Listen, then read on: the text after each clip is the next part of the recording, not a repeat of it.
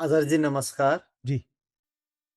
My name is Acharya. I'm from Nepal, and I want to ask you a question on shraddha ceremony. Shraddha, Hmm. yeah, shraddha ceremony. If death is merely a transition of form within the universe, as you have just explained, what is the most meaningful way to remember a loved one who has passed? Is the traditional Hindu Shraddha ceremony still relevant in this context, or is there a more authentic approach? Please help me understand. The best way to remember and honor the ones you have loved as your ancestors is by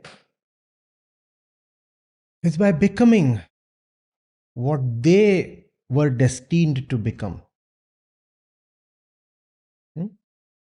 I'll talk in a very worldly and practical way. If you have kids, if you have grandkids, and if you claim you are truly loving, you'd probably want them to be much better than you, no? Hmm? That often does not materialize, but that is the ideal, right? My kid should do better than me. My kid should do better than me. And that is what is supposed to please the parents. It remains an utopia, fine, I understand, but in an ideal sense, no? The kid should become better than me, and that would please the parents. What is the epitome of betterment? That which Sri Krishna calls as your niyati, liberation. Hmm? So that is the greatest form of love that the parents can have for the kid. Let the kid be liberated. And when I say parents, that's an umbrella term to cover all your ancestors. All your ancestors. Huh? We are calling them as parents. They would want you to do much better than they did. Correct? Being parents, we want you to do much better than we did. That's the expectation. That's the hope. That's what parents often live for. Let the kid do better than how we are doing.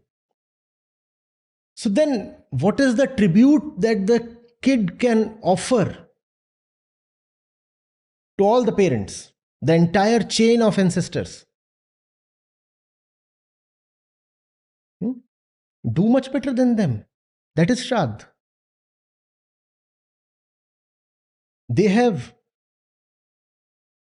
bequeathed a responsibility. And what is the responsibility? What is the ultimate responsibility of existence? Liberation. Liberation. Hmm? And that is the greatest respect you can offer them. I am trying to complete your unfinished agenda. You were born to be liberated. That yet remains unfinished. I will do what you could not, and that will make you happy. Because isn't that what you always wanted from me? To do better than you? You wanted me to do better than how? You did what you could. Now I will do what I can, and thanks to you, probably I can do better than you. It is probably only because of you that I can do better than you. Are you getting it? Now, that brings us to a very interesting point, because liberation, Shubhankar, liberation is not just individual. Whatsoever is individual is ego. We know that. There is nothing called individual liberation. There can be individual hunger, and that is ego. The entire world might be separating, you might still be in sorrow. All that is ego. So when you talk of completing the agenda of the past by working towards your liberation, then that liberation has to be all inclusive. That includes then the entire universe, at least the entire planet. That includes compassion for everything that can suffer or suffers. And that too becomes very justified and very obvious when you realize that every being here is actually your ancestor.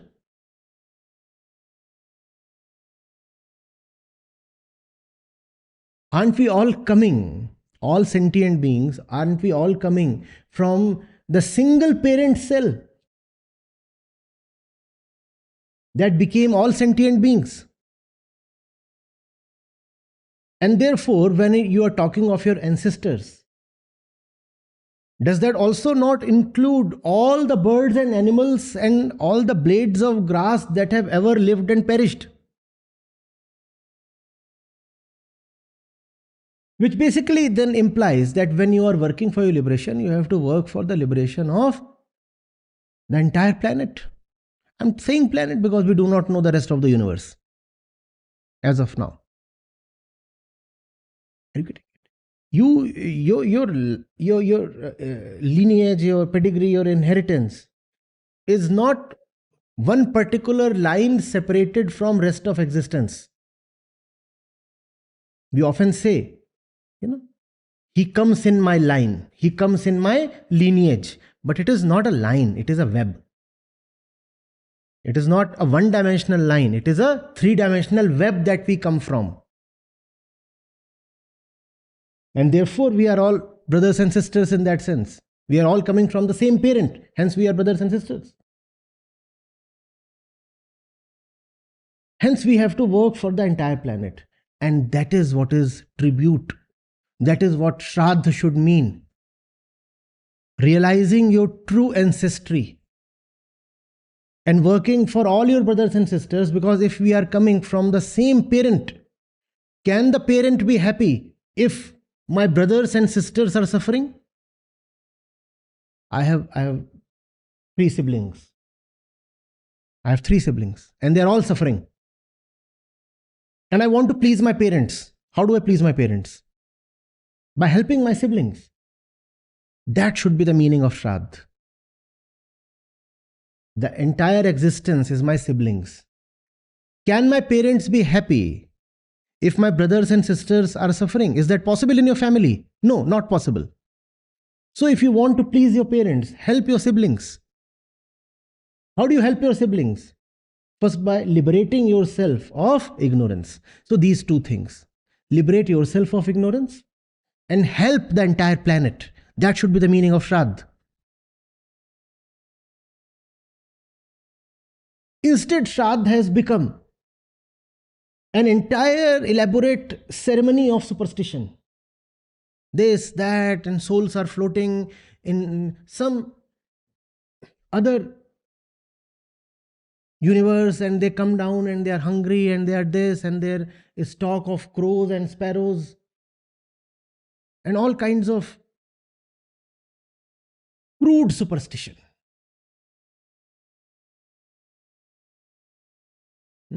That is not at all to be called as religious. Your belief systems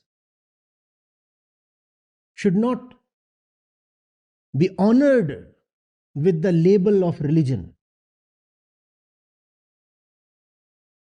Your superstitions should not be sanctified with the tag of religion.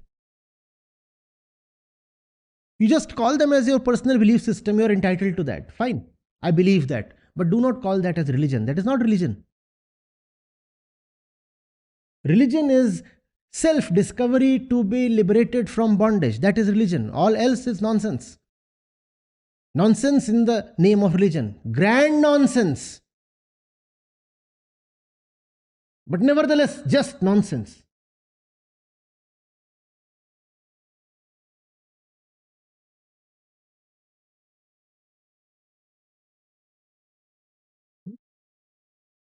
this idea that there are souls floating somewhere are against the very grain of all religiosity. The Bhagavad Gita especially makes it very clear there is no soul floating anywhere. In fact, the Bhagavad Gita is an entire argument just against the concept of souls.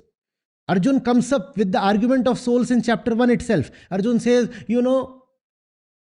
my parents and all our ancestors, the great ones who passed away, they will be in trouble if I accept to fight this war. Arjun's argument in chapter 1 of Bhagavad Gita. The souls are there and they accept the food and water and tributes only according to certain procedures. And the procedures mandate that the offspring should be of pure varna. If the offspring is hybrid, mixed varna, becomes varna sankar, then the great forefathers will refuse to accept the offering. And if they do that, then they return hungry and thirsty, and a great curse will fall on the kingdom. Arjun's argument. And why will the Varna Sankar be born? Because if this war actually does happen, all the men will be killed, all the Kshatriya men. Therefore, all the Kshatriya women will go and mate with non-Kshatriya people, men. And Kshatriya women with non-Kshatriya Varnas will produce Varna Sankars. And those Varna Sankars will offend the souls of our forefathers. Therefore, Krishna, I will not fight. That is the argument the Bhagavad Gita begins with. And then the 17 chapters are just to invalidate this argument. But look at the crudeness of the irony. Bhagavad Gita itself is used to justify the soul.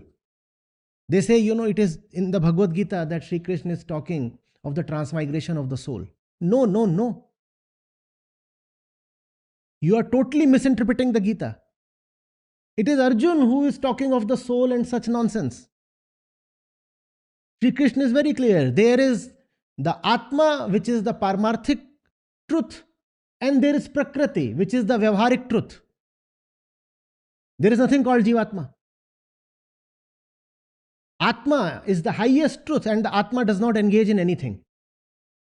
Atma is the name of the greatest disengagement, greatest disinterest, greatest apathy. Atma is just a witness, does not participate in anything, does not enter a body, does not leave a body, is never born, never dies, is infinite, cannot be contained in anything. How can it transmigrate? And the Atma has nothing to do with Prakriti. Your body is Prakriti. Atma by definition is that which does not engage with Prakriti. So that is the highest truth, Atma. And then there is the Vyavharik truth, the Prakriti. The body is Prakriti. Body comes out of the soil, falls into the soil. There is nothing called the soul. All the behaviors that you find displayed by the body are behaviors of the soil. Yes, it is the soil that talks. It hurts the ego.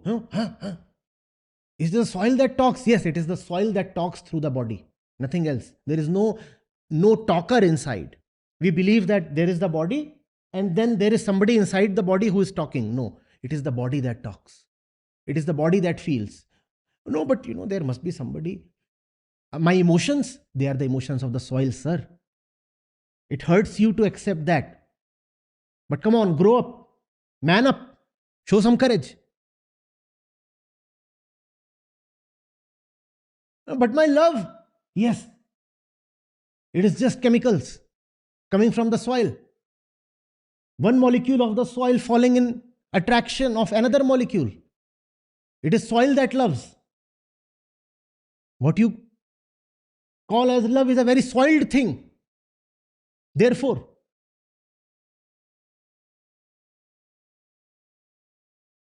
no, but tell me, if it is only the body and there is no soul, then how does death happen?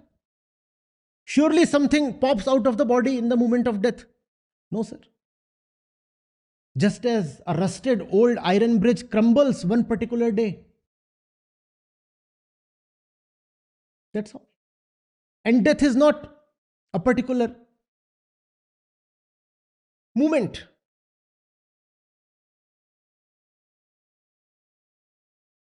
It's a constant happening. How did the bridge collapse? Gradually and then suddenly.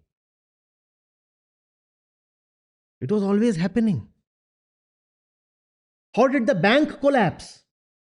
Gradually and then suddenly. A man collapses just as a bank does. You have always been in a process of gradual collapse, and then one day you just fall, just like a rusted old bridge. Has it suddenly rusted? It has always been rusting, and one day it falls. That is death. It is a very chemical thing. It is a very soily thing. There is nothing to involve the soul here. Soil, not soul. Soil, not soul. That's the human being. No, but something must be going out of the body when we die. Does something go out of the bridge when it collapses? When the bridge collapses, does something go out of the bridge? No, it just collapses. Similarly, and when the iron turns into iron oxide, rust, does it retain its old properties? No. Similarly, when your body collapses, it does not retain its old properties. What are the old properties? Speech is a property of the body. Thought is a property of the body. Intellect is a property of the body. Just as a rusted bridge loses its old properties, similarly, a dead body loses its old properties. It will not talk anymore. It was a property of the body. Are you getting it? Shraddh must be a time to realize these things. And that is the greatest tribute you can pay to your ancestors. I am doing what you were destined to do. Mankind is on a journey. We know the journey of evolution. Friedrich Nietzsche talked of the Superman. He said, we are still evolving and we will one day become the Superman. Darwin took us backwards. He said, you are coming from the monkey. Nietzsche took us forward and he said, you must go on and become the Superman. So the entire journey is from the monkey to the Superman, from Darwin to Nietzsche. You have to complete that journey. Let Shraddh be repurposed to become a reminder of the remaining journey. Who is the Superman? The liberated one. The liberated one. Shraddh must be a time to reinvigorate and re-intensify your efforts towards challenging your bondages. Not all the nonsense that is peddled in the name of rituals. What I'm saying is it's not some modern thought. What I'm saying is pure core Vedant. It's just that we never bothered to really understand what our scriptures are saying. We were so afraid and so egoistic that we superimposed our personal belief on our scriptures.